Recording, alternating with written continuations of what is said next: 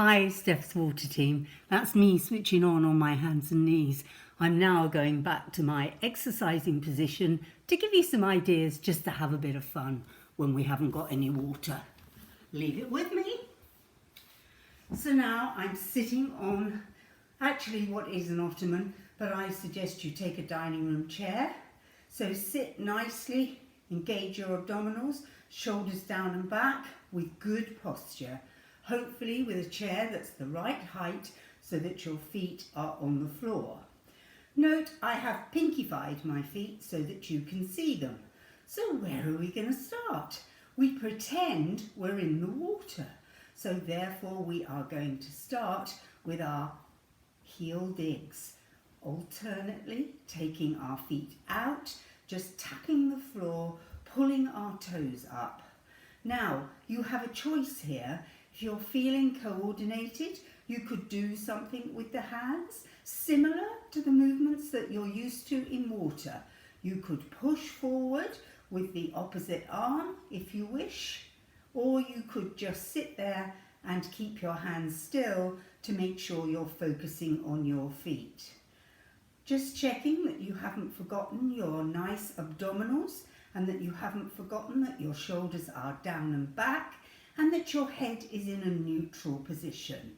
So now perhaps we could change the arms to taking the arms out so that we're squeezing our shoulder blades together.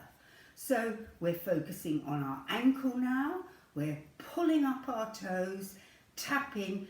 Now you can do this at any tempo. It doesn't have to be this speed. You can do it. Let's try it a little faster just to see how that works. Stopping the arms and concentrating on just the ankles. Hopefully we've done enough of these, or you can do just as many as you like. We're not talking about 8s or 16s. Let's just take one of the ankles and circle it.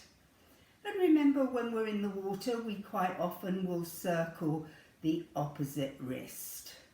So see how that goes. This is good for your coordination. But today's focus is not the upper body, we're working on the lower body. Changing that over and circling the other ankle. One ankle's always easier than the other, and then bringing in the opposite arm. Note the little hesitation that I had there when I brought the arm in. My brain was thinking, two things at once, I don't think so. Nice job, everybody. Let's go back to those heel digs now and take the feet at an angle. So we're now taking an angle, which makes it a little bit more interesting.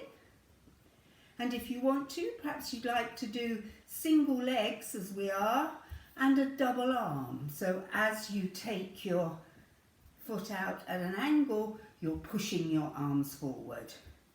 Remember, the idea is to flex the foot. To flex the foot, pushing and pulling. Now as I'm pulling back, my shoulder blades are moving again, going together, ensuring that I'm keeping good posture. Let's come back to centre. Let's think about pointing those toes now. Now it's quite possible to bring the knee up alternately and point the toe and press our arms down as we are used to. We have no water, and it looks like we're not going to have any water for quite a long while. So we really need to make the most of this. Excellent. Just keep that going at any speed, at any tempo. Coming back to centre, we can now do a little circle with each leg. A circle. So if you'll notice, my foot is changing angle. As I come up, I point, then I flex. Then I point, then I flex. Pretty simple exercises, I know, but at least it's movement, and it's movement for the lower body. And once we get the lower body working, another day we're going to tackle the upper body, and then we're going to put the two together.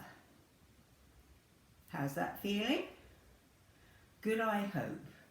Coming back to centre, just readjusting. I've slipped a little forward. You'll find you'll move on your chair, sitting up tall again. Now I'm going to do my feet without touching the floor. So I'm pushing out with a flexed foot. Flexing my feet, pushing through my heel. Let's see how my knees are liking things, and let's bring up the knee, extend, bend and down. Lift, extend, bend. You'll be very familiar with this in the water. We do this every week somewhere in the workout. So let's keep doing some of those. And then let's do the same one and try it at an angle. So come up, out, in and down. Up and out and in and down. Surprising what you can do sitting on a chair. So you need never be bored.